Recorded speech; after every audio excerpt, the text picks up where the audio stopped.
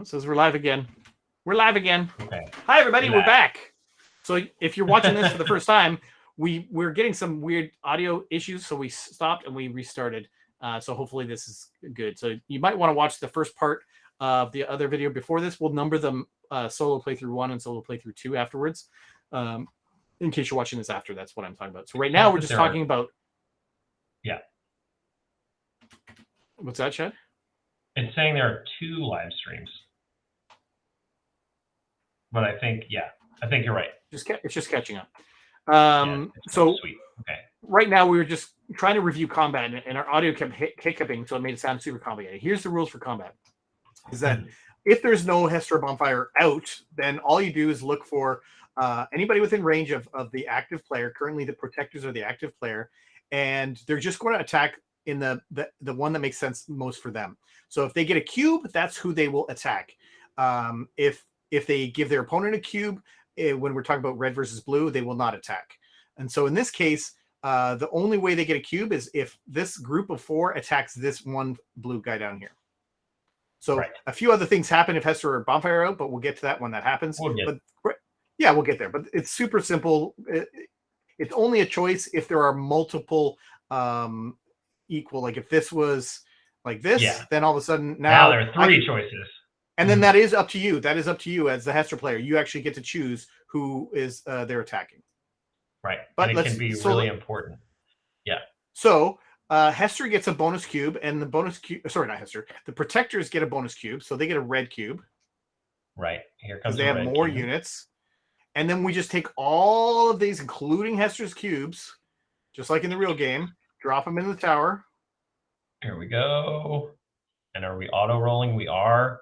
Let's see if that works. Hey. Okay. And so we compare. Yeah, bring it back.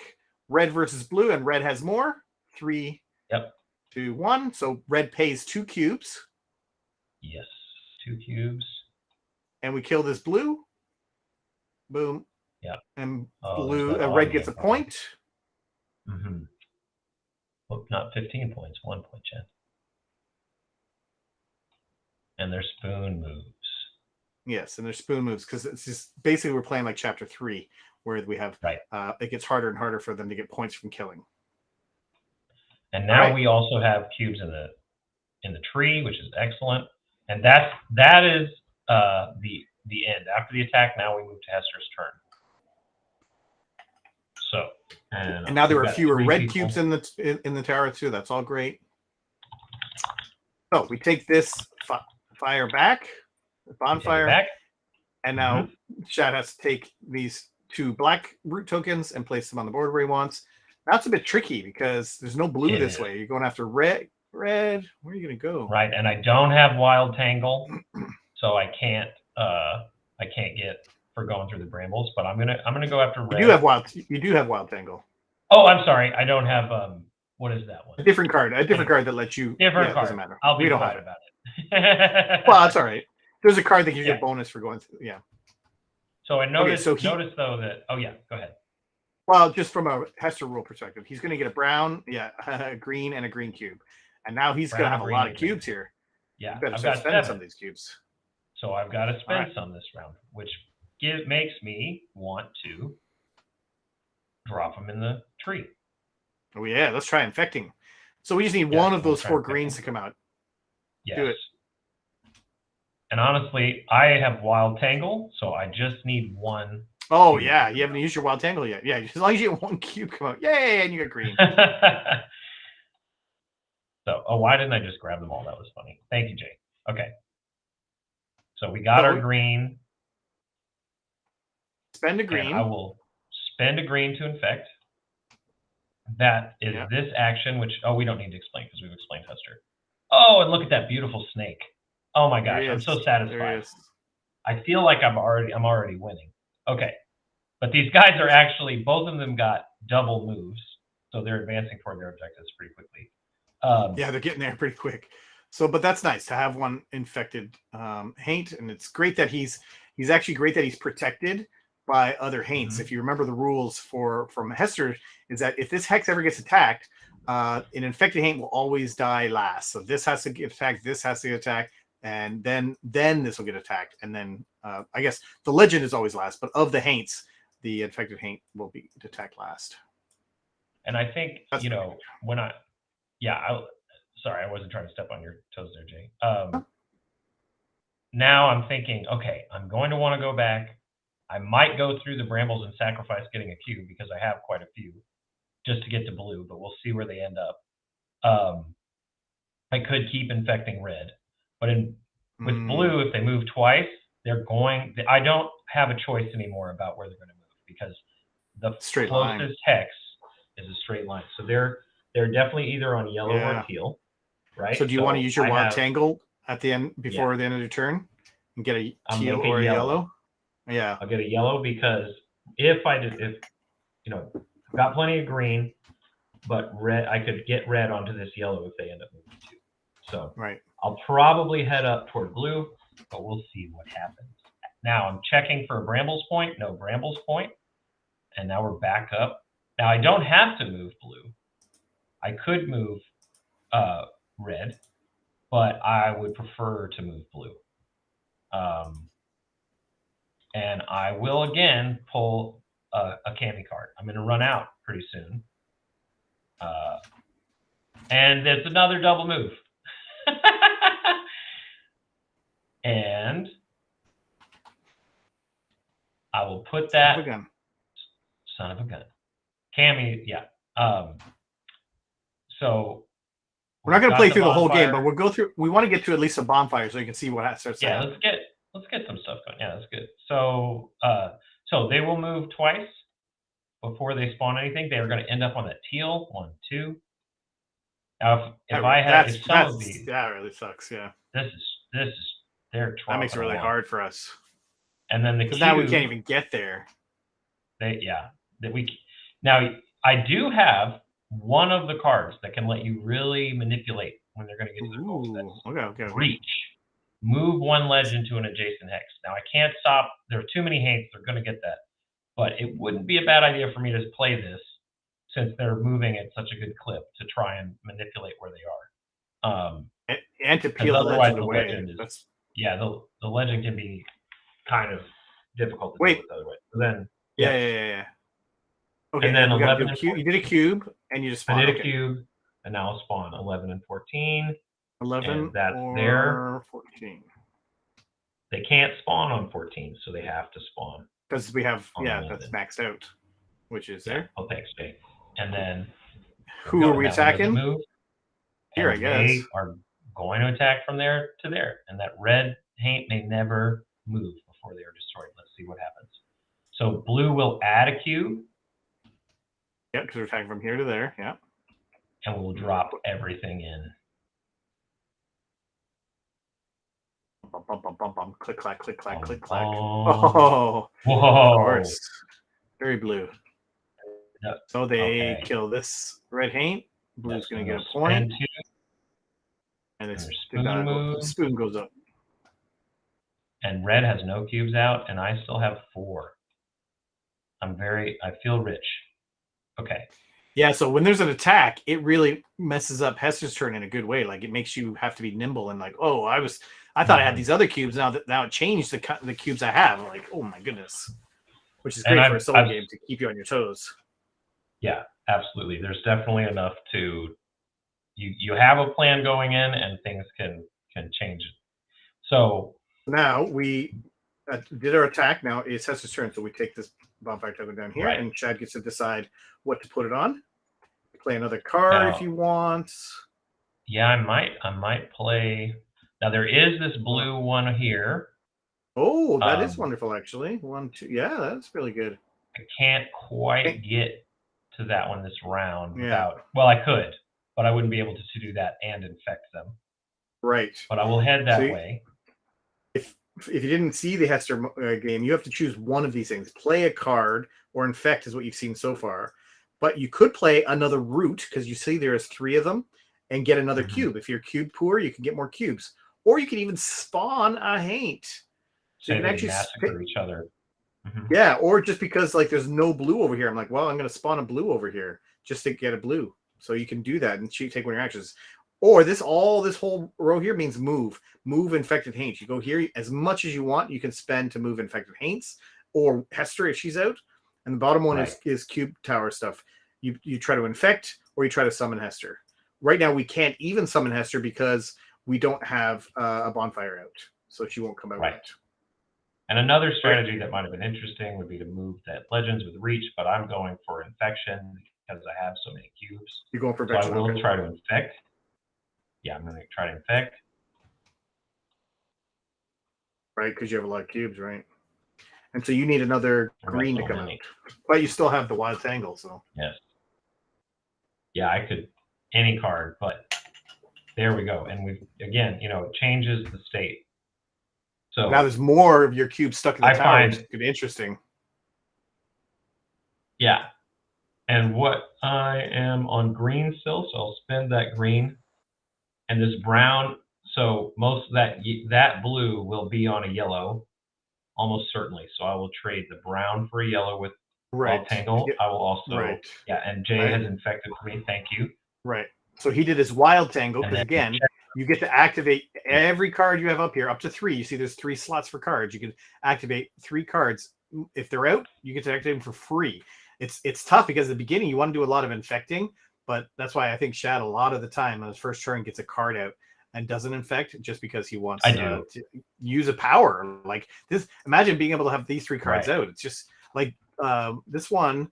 Move each infected Haint and Hester to adjacent hex, matching the terrain that one of your bonfires does. So we don't have a bonfire, so not great yet. Summon Hester, but they don't have to match the cubes, and move a legend to adjacent hex. That's going to be great when Hester is out. That's going to be great.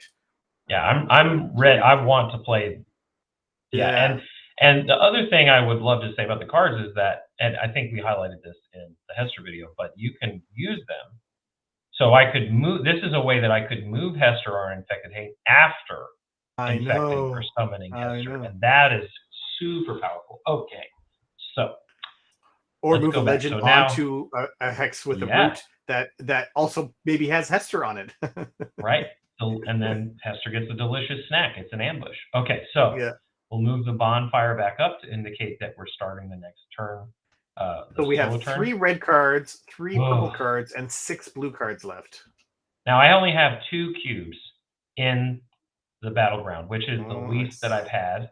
I'm going to risk pulling a blue cube, so I can one get. card. I'm also. I need some blue, and I need to infect the blue.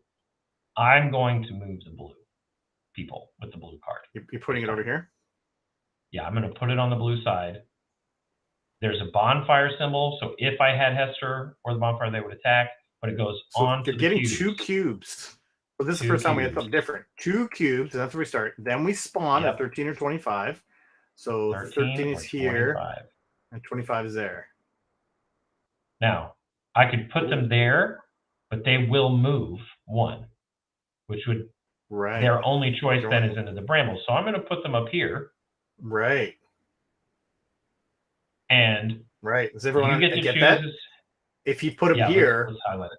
Then the next thing we're going to do after spawning is move, and we're only moving once because there's no bonfire here. So this is the first time we're only moving once. So everybody moves once. This would move onto the building.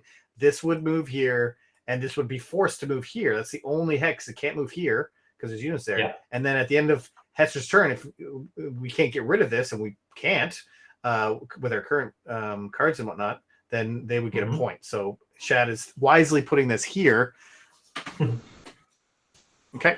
And then now we would choose the order to move everyone in, but I will choose to move them. They're going to get the 2 points. Disappointing, but Well, as a question, actually, would it be? Sure. And because I actually want to verify this, if that was if I choose to activate this one first, because they can't go that way, I could choose to move them there if I wanted to, or because I don't want them. Which actually is kind of neat. Or over here to make it further away. Right, and you want them further away or closer. I think this move is great, Jay, because depending on where their next goal comes out, they might be much further away. And I'm not infecting them this turn, so let's move them up here. And I think if you move them here, they're going to get they're going to get attacked by that guy anyways. Yeah, they'll get attacked. Now these guys. This guy moved 1, and then that guy moved 1, and now they move and they get 2 points. I don't know what. There's some jumping happening. Yeah, there's all right. There's some funny stuff happening tonight. It's haunted. Okay, so blue gets 2 points. Now we have this out, so I'm just going to put this up here to remind us that we have to do this at the beginning of next turn. Right. Add another one. Good idea, Jay. Okay. And now we check, is there any combat? Well, as we mentioned earlier, they never attack to give a cube. So they are in range, but they're not going to, blue will not attack protectors. Yeah. That is one reason why I chose to do it in this order. Okay, to have blue go next so that this wouldn't die. All right. Oh, right. If red went next, he would die. Yeah. He probably would have died. So now, great. So that's the end of the turn. Great. Sester's turn. Taking the bonfire. And here we go. Let's get this guy. Or maybe something else. And I would like to get a teal. So I'll move up there. Yellow, teal. Yellow, teal. So now many these cubes are finite. So you have to pay attention to this. You only get 6 of each. So you can't just kind of have 12 yellow in there and just go all yellow. You can't. You have to. It's a waste of time to go on yellows once you have no more yellows here, for example. And that's really important for summoning Hester. That's one reason that we set it low. Not super low. Now we're going infecting again. I need a blue Haint infected, so I am going to infect again. I'm super tempted to play cards, but I'm going to infect again. And I'll drop all the cubes in. Blue. Yeah, gotta have a blue Haint. Game starts getting really good once we start getting some infection. Oh, we want lots of stuff. Yes. Or you might have to discard. That was a big drop. Oh my gosh. Again, it jumped. Oh, I bet you there's some. Okay, I see what's going on. I think I have more than 6. But I did get a yellow, so I'll spend that. Oh, good, I don't. I have exactly 6 after I spend my yellow. And now Jay, do you want to change them so they can see the Haint transform again, or I'll just hit it? So satisfying. Okay, I love that. Now, where am I going to be going? I'm going to be going into green, which I have plenty of. And what I want is to have more options of what I can gain next turn. So I'm going to actually swap my Are you doing your wild tangle again? For a teal. Doing my wild tangle, yellow for a teal. Okay. And that's the end of Tester's turn, and now we'll go back up. And who do I want to move? Back up. Well, before I move anybody, I have to place a building or a townsfolk. So we have to use another card. So that's another card we have to use. And he's going to use red. So that's why he's keeping these reds. And so that is saving them. 17, not everybody does that. Yeah. Or 21 on home hexes. Wow. On the home hex. So probably which is here, either one is really close to them. But the good thing is this Haint, which is super close, is I can make a bonfire with. And I really want it. I'm very motivated to do that this turn. Wow. I don't want them to get. So now it's whose turn? You're gonna move. Now I will choose to move protectors because I don't want this blue to get 2 move and score again. And if you move, can you move it? So we're 1, 2, 3. So you could move it down here to get it out of range so it doesn't attack this guy. Yeah. Because if you moved it here, it would be in range. Right. And even if I have to move them 2, I could go on yellow, but let's hope I don't have to move them 2. I do not want to lose 6 cubes, even though I have a lot. So I'm going to pick another Cammy card. But the pressure mounts to get toward the end to. This goes up here. So we're doing 2 red cubes. 2 red cubes. Great. Not 2 movement. I'm happy about that. And then 8 and 30. So 30 is right next to their goal, and 8 is way up here. But it is occupied. It's occupied. So I will have to place it on 30, which was a risk. And one thing I want to point out is I've been saving these red cards. But if I'd examined the map really carefully, I might have said, oh, look, there's a Cammy spot that's taken up. And there are not any. And I have. So anyway, I could have. I have some agency there. Now but you have agency here. You could discard this card and try another one, but you're just burning through your cards. You only have like 9 cards left. But you know what? Let's do that. Let's. They don't have any. No, they don't have any points. Let's forget that and let's give them give them points. Okay, come on, don't be a chicken. Okay, so what's wrong with chickens though? Okay, we move 1. Yeah, now we move 1. So that one will move immediately there. There's no choice. This one, as Jay said, will move down here so that it won't attack. We always get to ignore storm and mountain costs during the automata phase because it's just too annoying to imagine. They did pay the appropriate cost to do their movement. Right. So no attack, and this was a bonfire. This does have a Hester symbol, and it would cause us, but we don't have anything yet. But this turn, I think that's going to change. So we're going to go this way at all. Yeah. We're going after this one. Now, you're saying, but wait a minute. If you remember the Hester rules, and you know that I'm planning on making a bonfire, you know that I may get to infect that haint this turn. So we will... teal, blue, teal, green, teal. Teal, green, teal. So many cubes. Look at this. Overflowing with power. The power. Okay, which is great because I'm about to do a lot of movement. And I want my bonfire to be far away. So go ahead. For those that don't know how Hester works, if she wants to take this action, she can start moving infected haints around, and she has to. Oh yeah, they get 2 points. Yeah, they get 2 points. I just wanted to remind us. Yeah, and I'll do it. Okay, go ahead. Yep. Jay, sorry. So she is trying to get an infected haint from each side, from the red side and the blue side, to the same hex. Now that she has this, she has to try to figure out where she wants it. Does she want it to meet them here on this yellow hex? It's up to the player to decide that. But she has to spend a cube for every movement hex for each one. So a green cube to move this here, for example, and a yellow cube to move that there. So Shad, how do you want to play it? Well, I want to get this bonfire far away and not getting attacked. And I have so many cubes, but most of them are green and teal. Which means you might have to spend 2 cubes. Any 2 cubes can move an infected haint to any hex. And I also could be spending, I could also use my wild tangle to change a cube. Yeah, I'm getting yellow. I'm going to change. I don't need a brown cube for where I'm planning to put. All right. So where are you I will move it. What? I'm going to make that brown cube a yellow. So this is going to be nuts. And actually, what I'll do, Jay, is I'll put the cubes on the map to illustrate the path. This is not necessary. This is just for our millions of viewers. Okay. So this is this haint's path. Wow, look at him put them all the way over there. I love it. And this is an interesting choice because a bonfire does restrict movement and it can be used to help block, but it also can get attacked. And so Shad is spending a lot of cubes to try to put it out of the way so that it won't get attacked by all these people. And I also could have spent just 2 to move them through the yellow, but I decided, it's the same. So these are all. Thank you, Jay. Down here. Okay. Now. And I'm left with only 2 green cubes. Whoa. So what happens now? Green. These 2. So what happens? Well, let's do the bonfire. Now, and I choose which side. So red is moving away from me. Blue is way up there. Neither side is really clearly to me what I should take, but I put them on the scoreboard. I draw a card. Yeah. Which is exciting, but I don't reveal it until the end of the round. True. And then we put these 2 bonfire tokens that we start the game right here onto that spot. Right here. You can spread them out so you always see there's 2. And now this means Hester. We immediately gain an action. And Hester can be summoned with 3 cubes.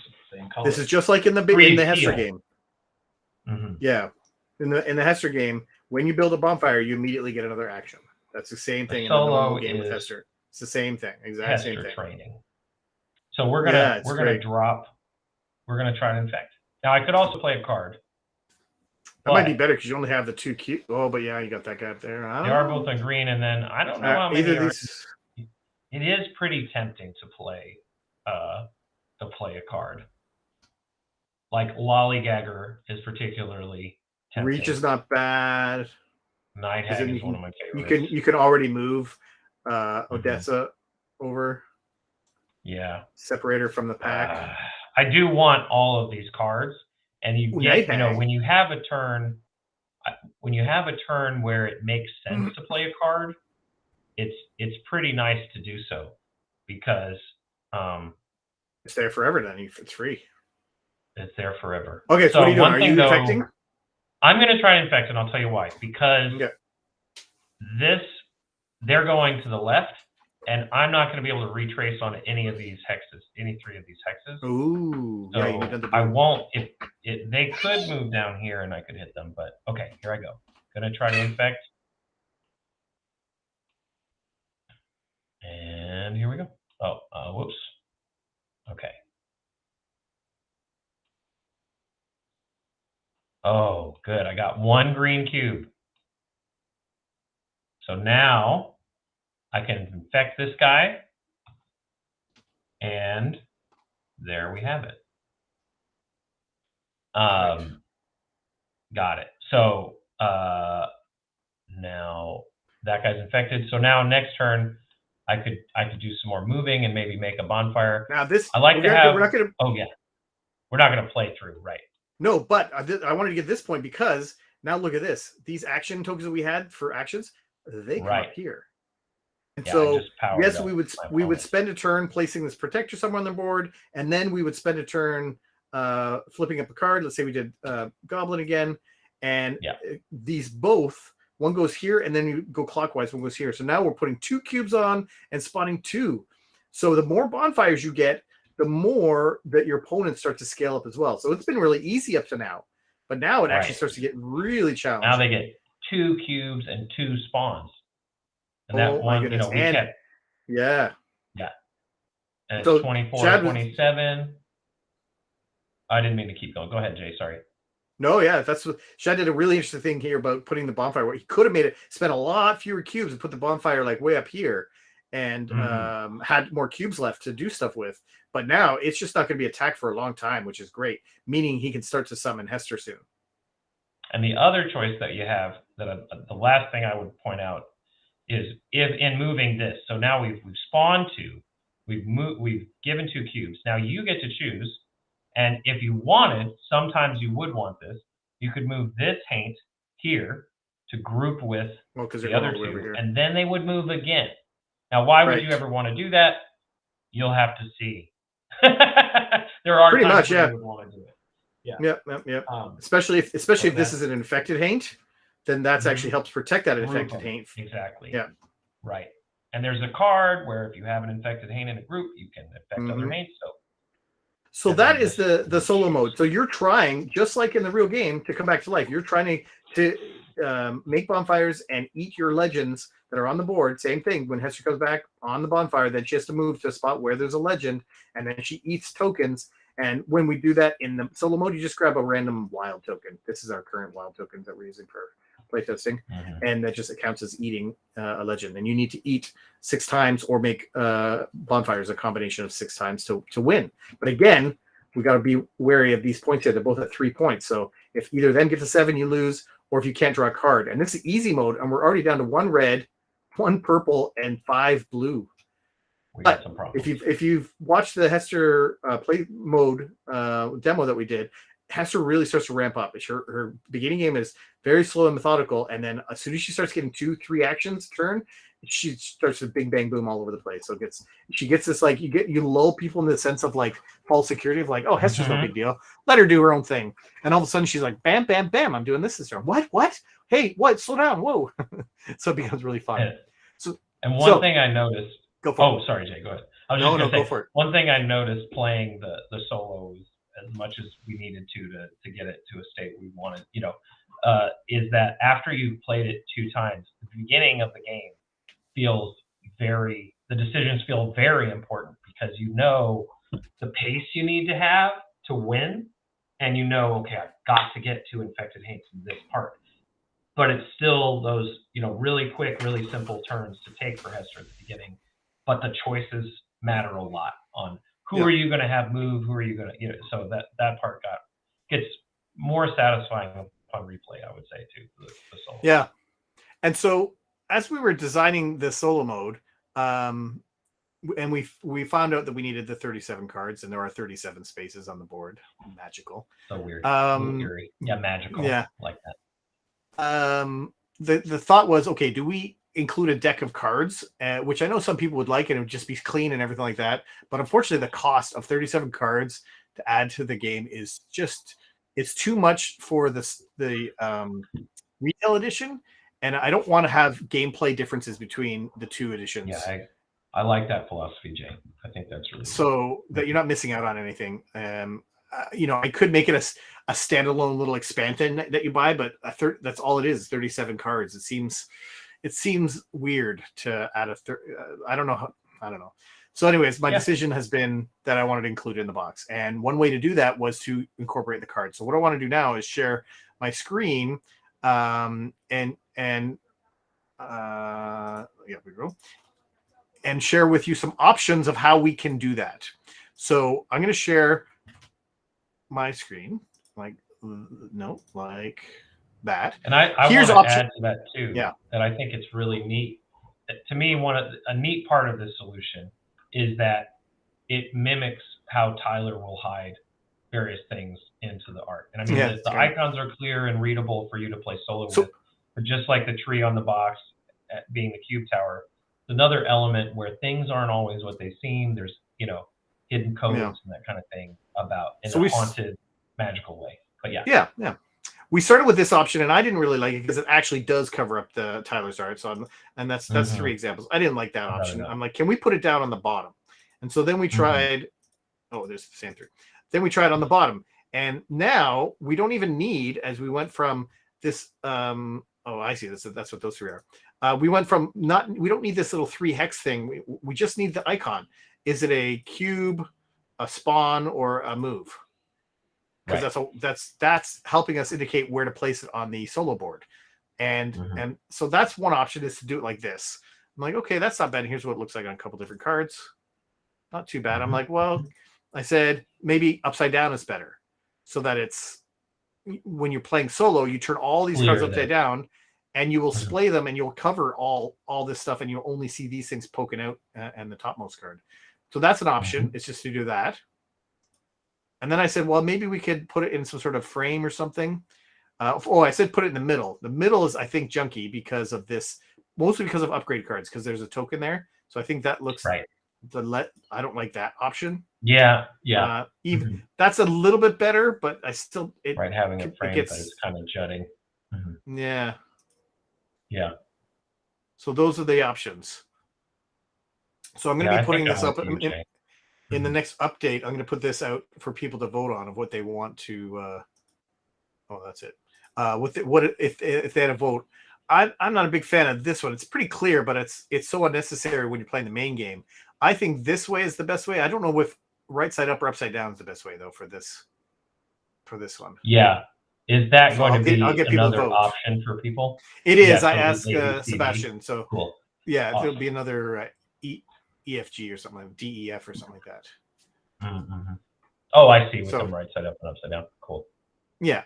So that's the solo mode. I hope that is exciting. It's a bit of a weird thing because, as we said, it starts out slow and methodical as you're trying to plan it, and you have a bit of control over stuff, but then you don't know how much they're going to move or if they're going to be able to attack. You have control over that, and it's a fascinating puzzle trying to figure it all out. And I hope you like it. We do have one content creator, Chris from Leash of Games, who has the prototype of the solo. So he printed the solo cards out, and he said he's going to try it. So I'm going to follow up with him to see if he has an opinion, if he has any questions, or if he's going to make a YouTube video about it or something. So we'll see. That's where we're at. If you have any questions about the solo mode, let's post it on the comments section. And I think that's it. Chad, any other thoughts or comments? One thing that I was really pleased stayed in the solo mode is I can't tell you how many times it gets down to the last round, and that is when. And in play tests with other people, that is when Hester wins or is so close to winning. I found that really great. So and Daniel does have a question. Thanks for doing these, or not a question. Thanks for doing these. The interaction with the community has been great so far. Oh, that's super nice. Yeah, thanks, Daniel. Yeah, awesome. That's all I had. Wonderful. And that's it. All right. Thanks, everybody. Our next live stream planned is not until Friday, and it is with Cullen and Tyler. So I hope we have a really big turnout for that, and everybody supports these two wonderful creators of the comic, Harrow County. And bring your questions. Like, what do you want to ask Cullen and Tyler? about what they're working on next. Where did they come up with the ideas for Harrow County? All these kind of things. I'd love to hear all your questions.